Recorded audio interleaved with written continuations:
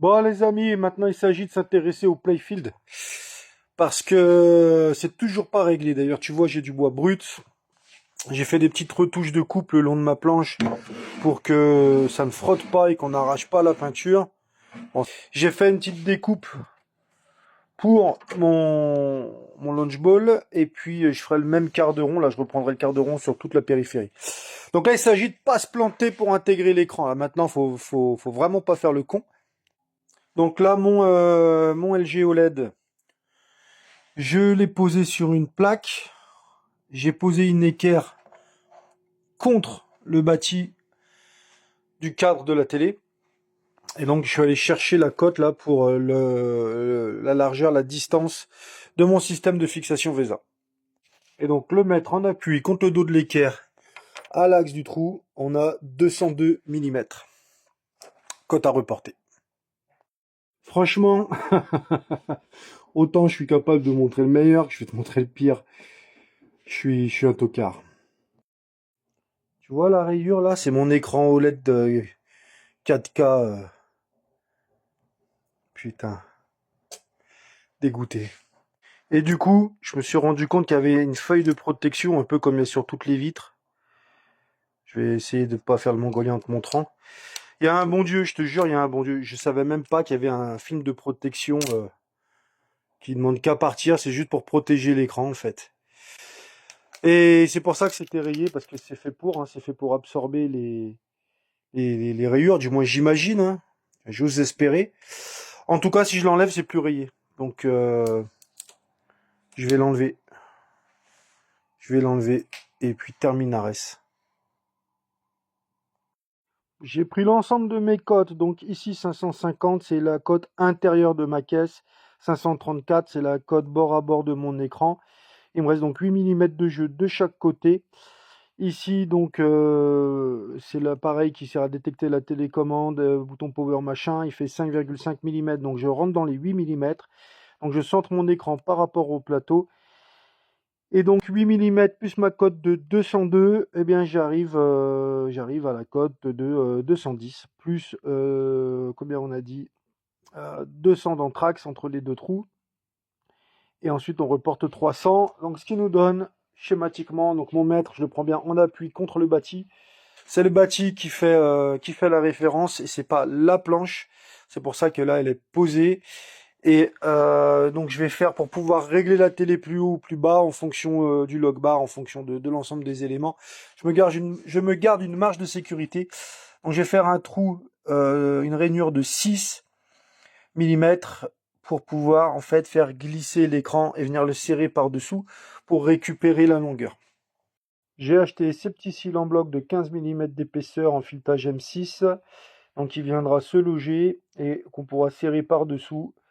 Donc il s'agira par-dessous de faire une deuxième rainure plus large pour pouvoir venir chercher l'écrou, puisqu'ici on a 20 mm de longueur et que la planche en fait 18. Donc là c'est un peu particulier comme montage, je ne vais pas utiliser le guide de la défonceuse. Pourquoi?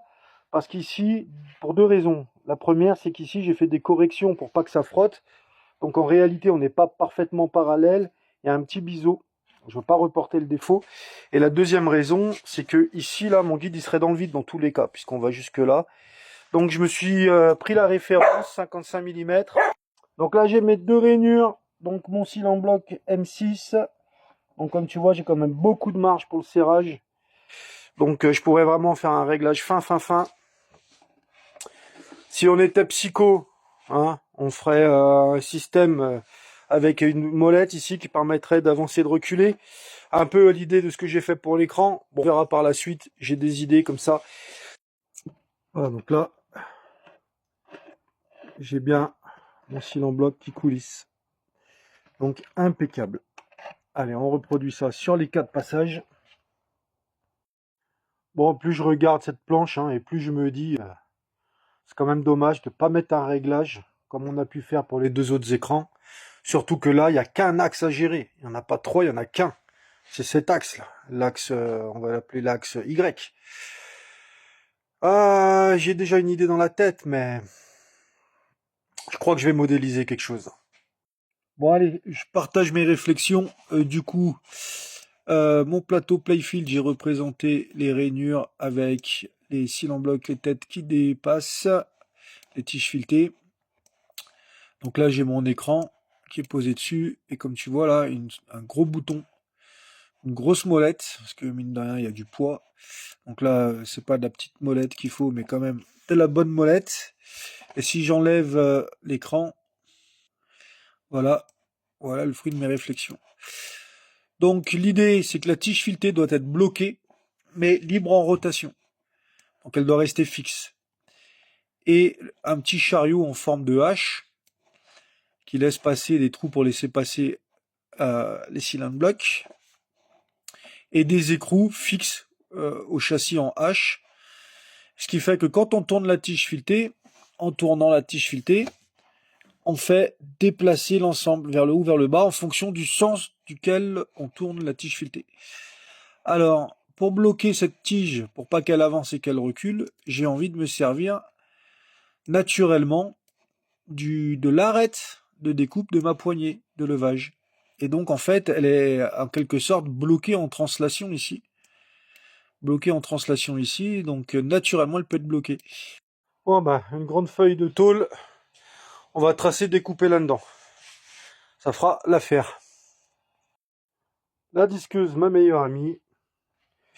J'ai mon support en hache. J'ai plus qu'à plier mes deux morceaux et à les percer, venir souder deux écrous et le support sera terminé. Bien sûr, il reste aussi à percer les 4 trous. Bon, c'est de la tôle de 2 mm. Alors pour plier les pattes, je le coince dans l'étau comme ça. Puis là, avec mon marteau, je vais venir taper pour le contraindre. C'est toujours le marteau qui gagne, hein, c'est dingue. Hein. Ok, on avance, on avance, on avance. Donc c'est ça l'idée. Alors je suis d'accord avec toi. Enfin non, je suis pas d'accord en fait. Mais je suis d'accord qu'il y en a qui vont dire ah ça sert à rien, c'est pour s'en servir une fois, quel est l'intérêt, c'est nul, machin, blablabla. Bla. Bah sache que en fait ce genre d'opinion, t'as pas besoin de le mettre en commentaire parce que il m'intéresse pas. Hein, moi si je le fais, c'est que j'ai mes raisons. Si tu les comprends pas, c'est pas grave. Mais voilà, ceux qui comprennent, comprendront et apprécieront. Donc voilà l'idée, hein, tout simplement. Donc le chariot, il va coulisser. Comment? En tournant une bouton molleté qui sera bloqué ici. D'accord? La tige filetée sera verrouillée sur le bouton avec deux petits points de soudure sur les deux écrous pour vraiment verrouiller la tige filetée. Donc la tige filetée sera fixe, elle ne pourra pas avancer ou reculer. Parce que là je tire dessus, mais ce sera plus le cas. Pour faire avancer, reculer le chariot, il faudra tourner le bouton, ce qui aura pour effet d'avancer ou de reculer le chariot.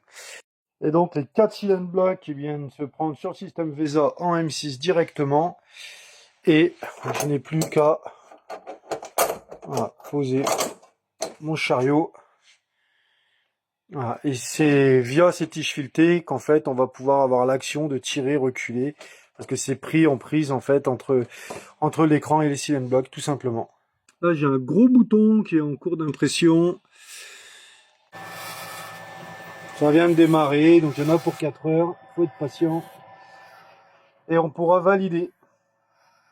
Allez, dernière vue sur la modélisation. Donc ici j'ai modélisé là une butée, ce qui permettra à la tige filetée d'éviter de faire comme ça, boing, boing, ok.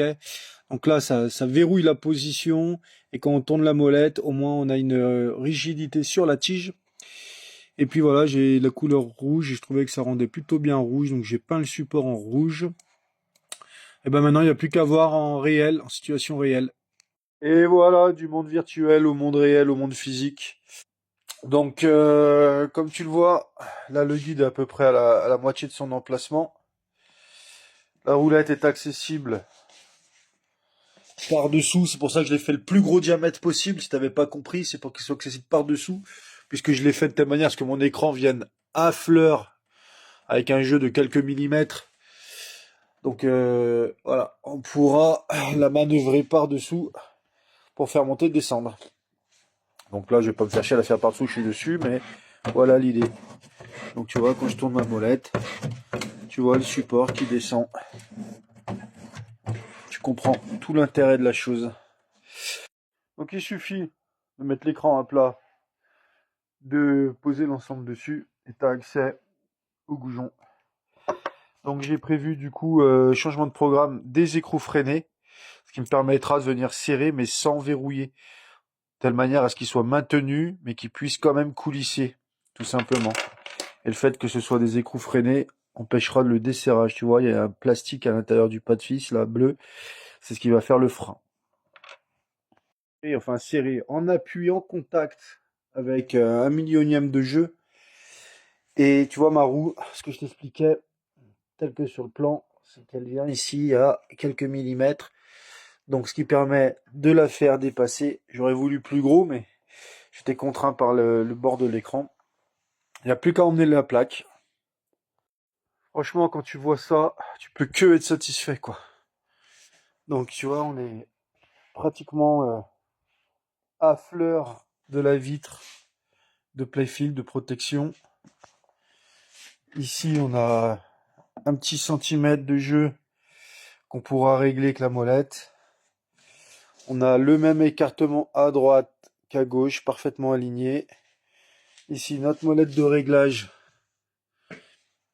elle est accessible. Et tu vois, je peux jouer dessus. Donc si je voulais aller le tangenter là-bas en haut, je peux. Faut pas que je me trompe de sens. Oui, bien sûr, je me trompe de sens.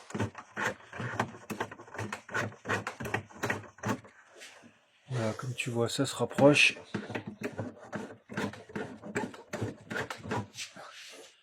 On va pas aller trop parce qu'on veut pas que l'écran touche quand on bascule. Et donc si je bascule, voilà, j'ai accès à tout le matos pour la maintenance, pour l'entretien. Avec ma petite canne que j'avais prévue dans les premiers épisodes, le plateau est suspendu et on a accès à tout. Et dessous, ça passe pile poil avec la carte graphique. J'ai tout calculé sur les plans. Donc, écoute, c'est super. Hein. Franchement, dis-moi toi ce que t'en penses en commentaire. Encore une fois, ne me parle pas que mon système de réglage est inutile, ça sert à rien. Ça, je veux pas l'entendre. Ça ne m'intéresse pas.